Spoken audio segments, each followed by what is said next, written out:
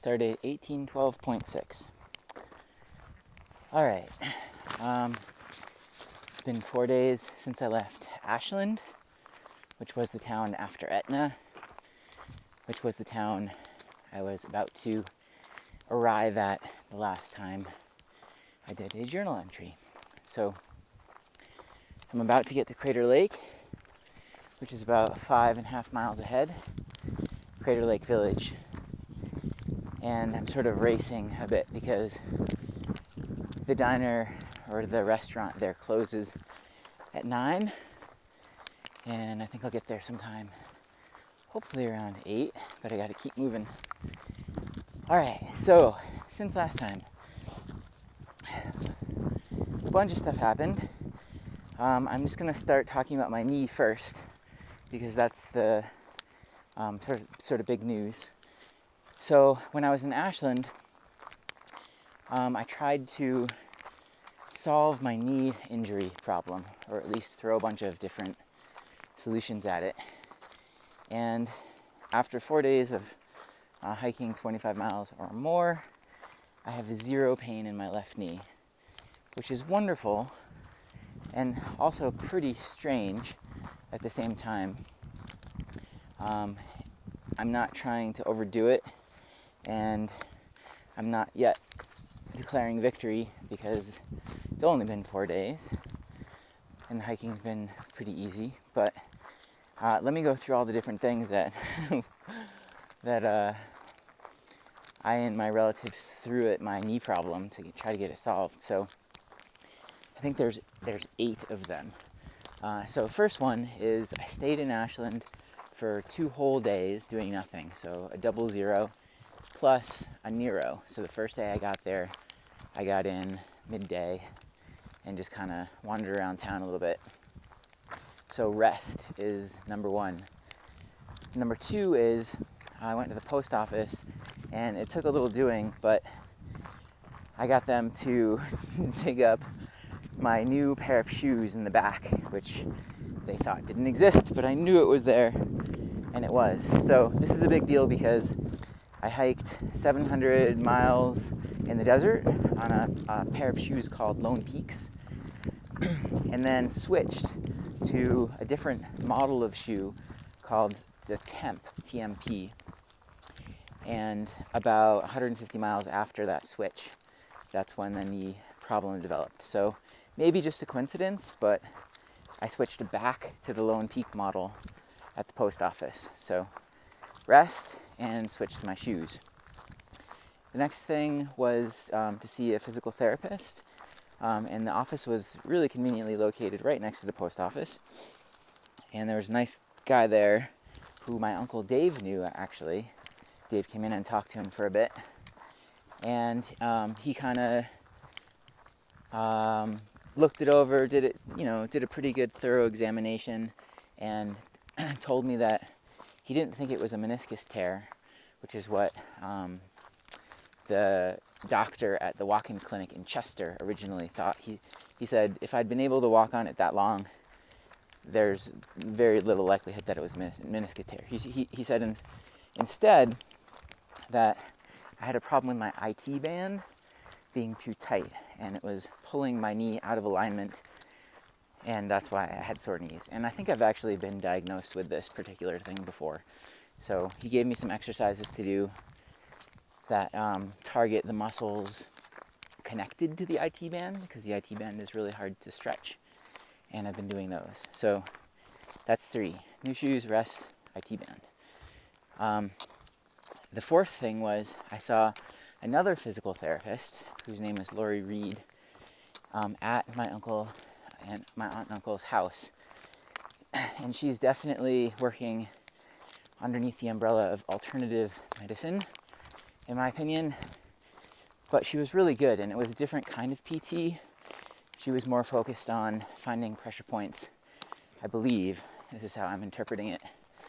Finding pressure points and sort of releasing them. So she didn't really do like a lot of pressure or massaging or anything. She just kind of searched around for points and intuitively, with the help of my aunt and uncle, who were doing sort of muscle testing and pulling information from sort of a collaborative process and the ether to inform Lori as she kind of like looked for these pressure points.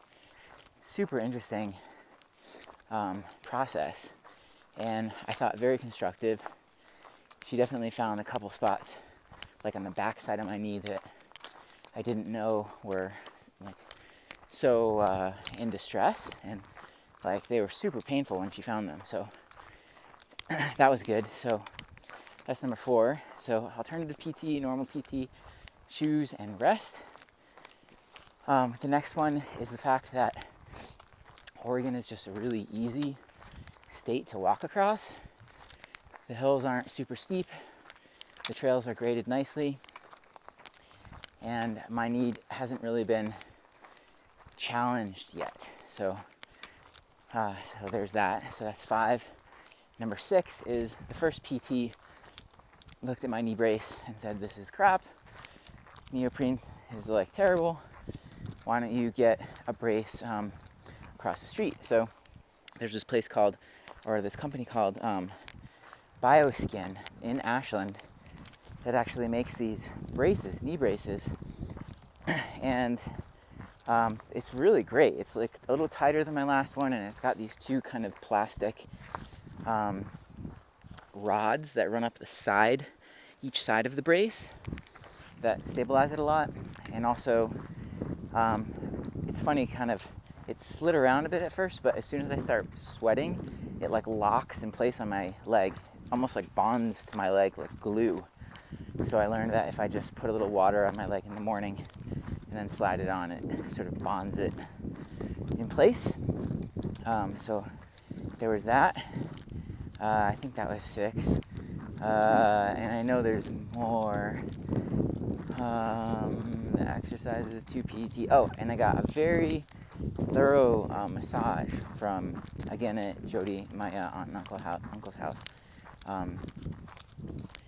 from someone who I guess they've seen for a long time and who's a friend, and that was like really, really good. So maybe that had something to do with it. Move my muscles around or just relax the muscles.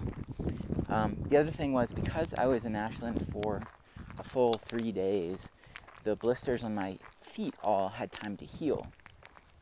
They kind of melted away. So I'm trying to keep an eye on that now and not let any new blisters develop, but it means that I'm not walking away from them and I'm walking in more of a straight line. So that's good. It also could have to do with the fact that I've been taking glucosamine supplements 3 a day for about a month now. So those could be finally kind of accumulating in my joints and kicking in, as well as the extra dose of turmeric that I'm taking as in the form of curcumin. So let's see if I can tick those off. So we have rest, PT1, PT2, new brace, Oregon's easy to walk across, massage, glucosamine, that's 7, new shoes, 8. So 8 factors.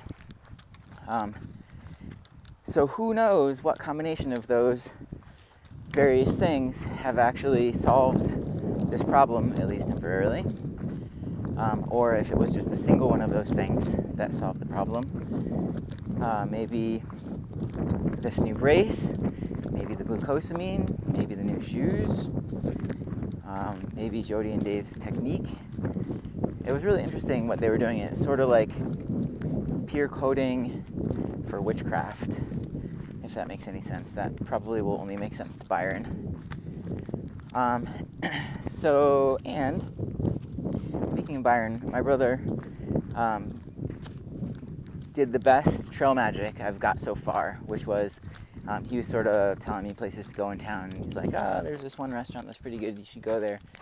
Take Jody and Dave, take my aunt and uncle." So we went there, and amazing meal, all like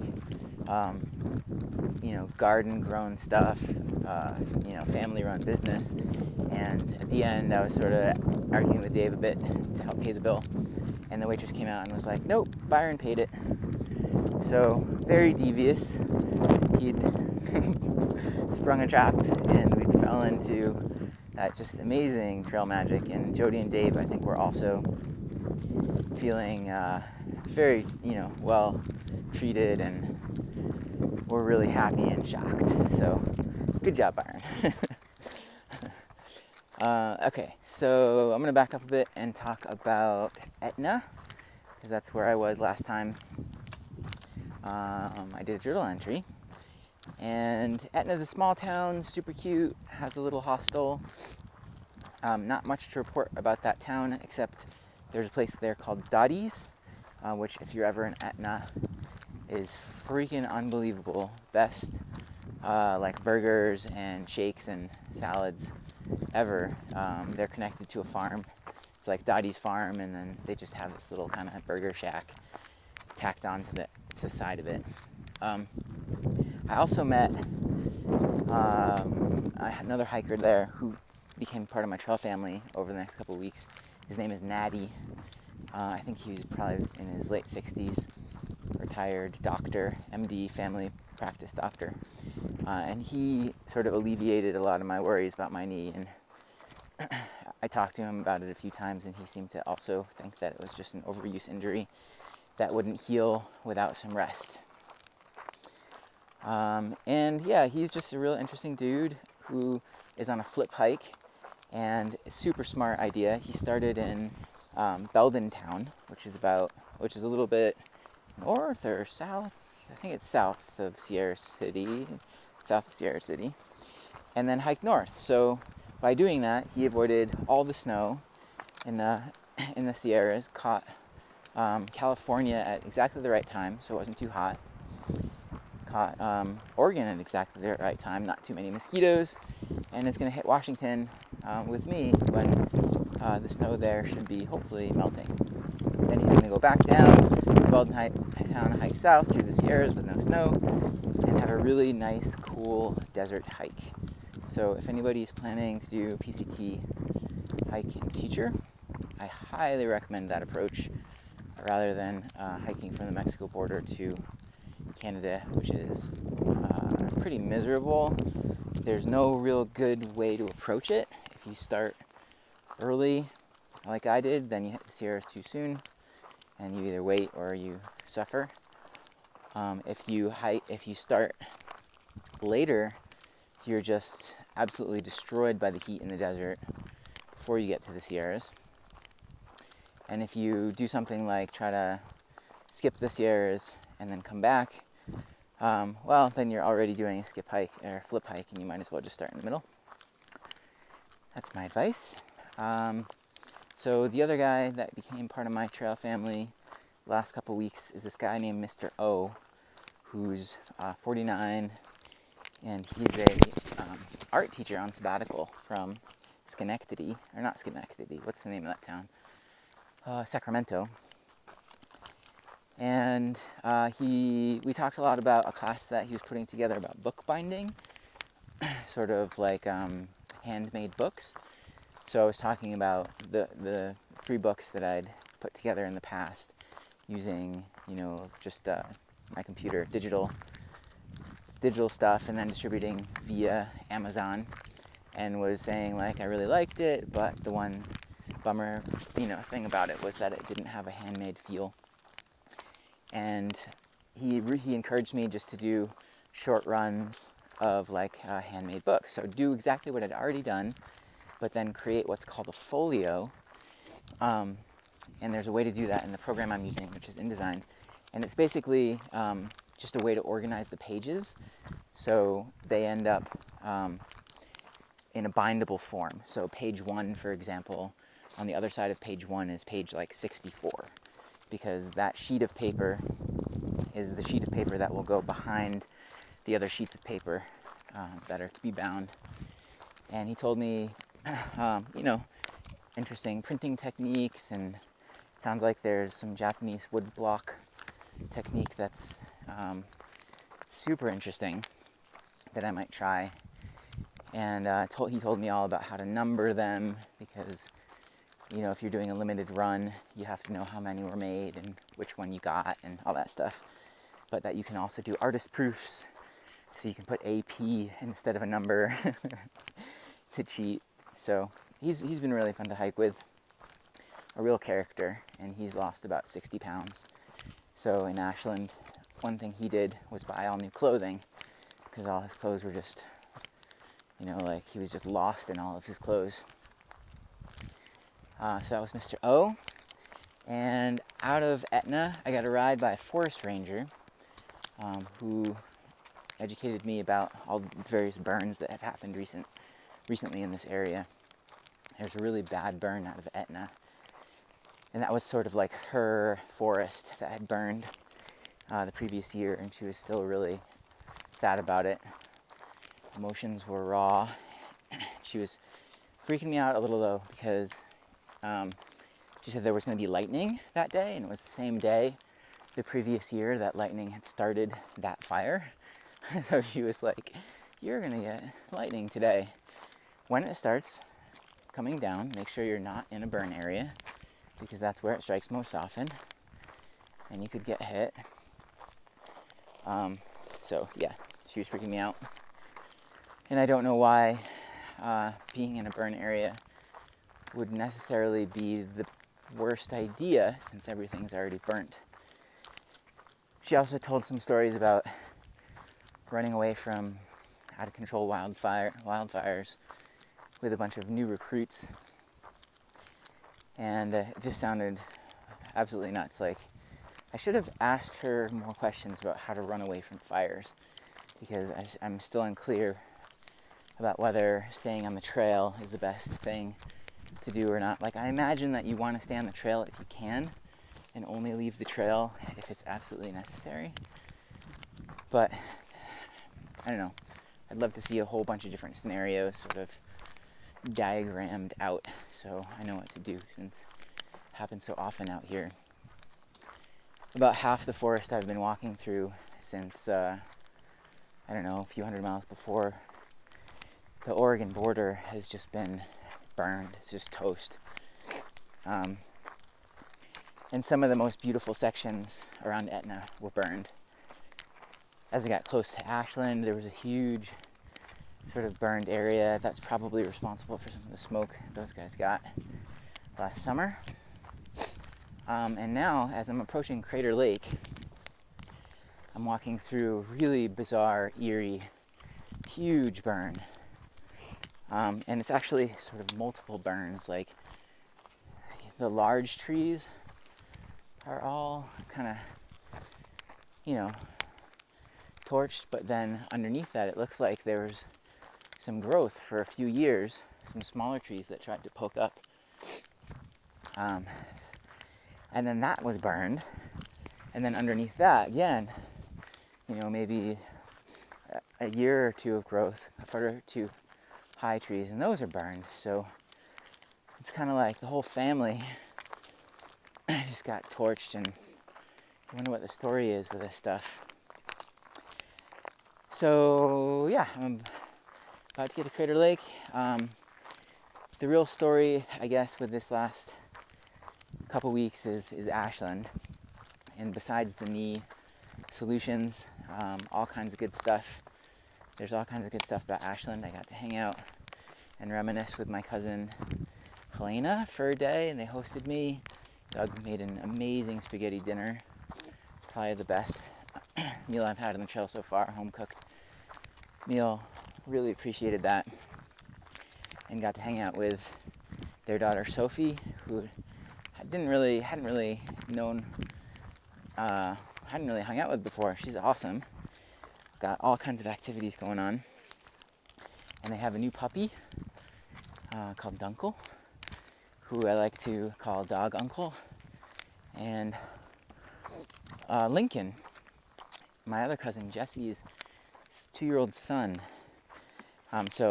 He's whose dog the uncle is. He's whose uncle the dog is. The dog is Lincoln's uncle.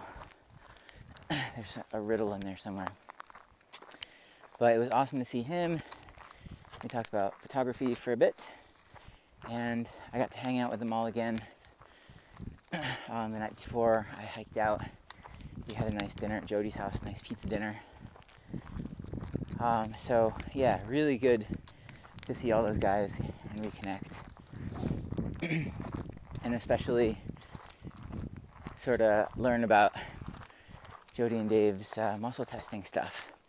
Fascinating stuff. Let's see. Yeah, there's a lot that happened in Ashland. Saw a couple movies. I saw Incredibles and Jurassic Park, which was not good. And let's see what else. Oh, I missed Shakespeare. Missed a play. I was wanting to see a play, but no big deal. I think that might be about it. Yeah, big news is the knee. Ashland was amazing. Totally worth the 00. If any of you Ashland people are listening, thank you so much for hosting me and making that time restful and healing and just super fun. So I guess that's Rafe out. I will talk at you guys next time.